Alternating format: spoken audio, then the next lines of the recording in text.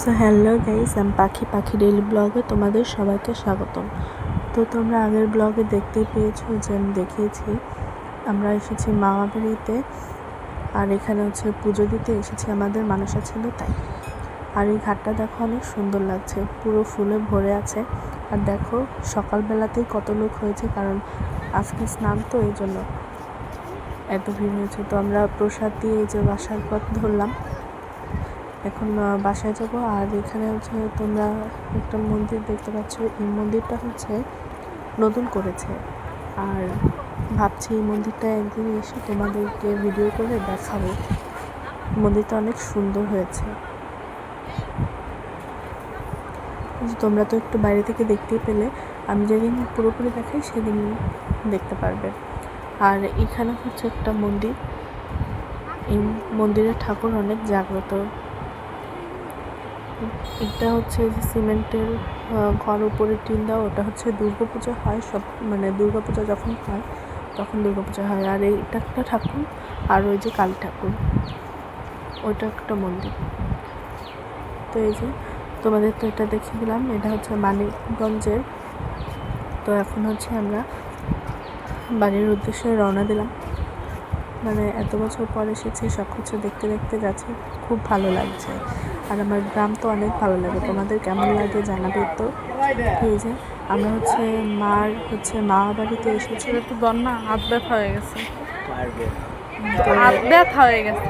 এইখানে হচ্ছে এত বছর পর এসেছি, তাই সবার সাথে কথাবার্তা চলছে যে এত বছর পর এসছে।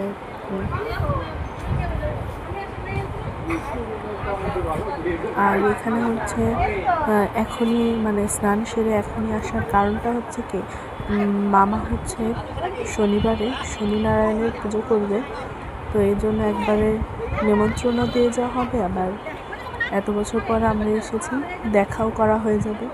তো ওই যে আমার ভাইকে বলছে যে তোমাকে দেখছি এতটুকু আর এখন এত একটা হয়ে গেছে। তো এই তো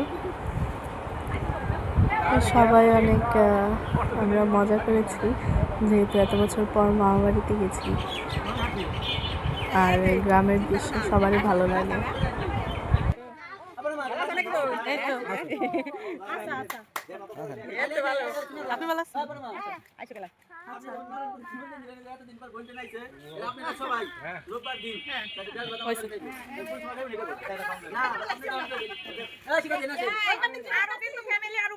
সব ফ্যামিলি হোল ফ্যামিলি কিন্তু আইছি আমি তাই কইতেছি তোর জামাই আসতেছে বন্ধু আসতেছে আমরা আগে নাই পারা দিছি আমি কি কইছি। তো এখানে হচ্ছে আমরা কিছু কথা বললাম, মানে বাড়ির সবাই এক জায়গায় হলে যা হয়। তো এই যে আমরা এখন কথা বলা হয়ে গেছে, নিমন্ত্রণও দেওয়া হয়ে গেছে। তো এখন হচ্ছে আমরা আবার বাড়ির উদ্দেশ্যে রওনা দিলাম। তো চলো, বাড়িতে যাওয়ার পথে তোমাদের সঙ্গে আবার দেখা হচ্ছে। আর গ্রামে এসে যে কী ভালোই লাগছে, মানে কাউকে বলে বোঝাতে পারবো না, আমার তো খুব ভালো লাগতেছে।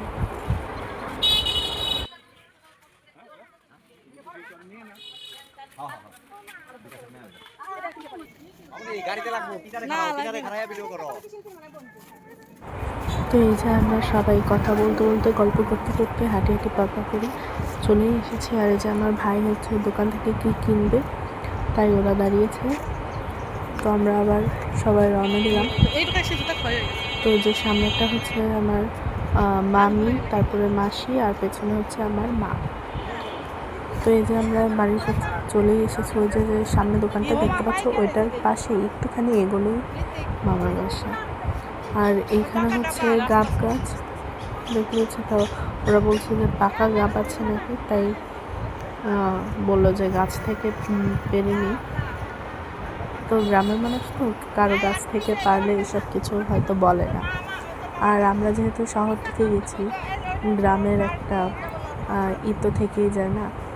আমরা যেহেতু শহরে সকলে মানে সব কিছুতেই ভেজাল জিনিসই পাওয়া যায়, টাটকা জিনিস একটু কম পাওয়া যায়।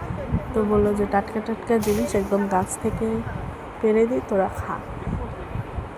আর তাই এই জন্য পেরে নিলাম। আর পরের দিন গাবটা খেয়ে তোমাদের জানাবো যে কেমন খেতে ছিল। চলো ওরা পেরে নিক।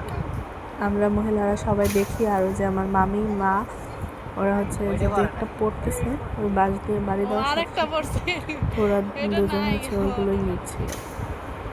আর ওই যে যার হাতে বাঁশ দেখতে পাচ্ছ ওটাই হচ্ছে আমার মামা, ওই যে একটা আর এই পাশেরটা আমার বাবা, ওই যে আমার ভাই। তো চলো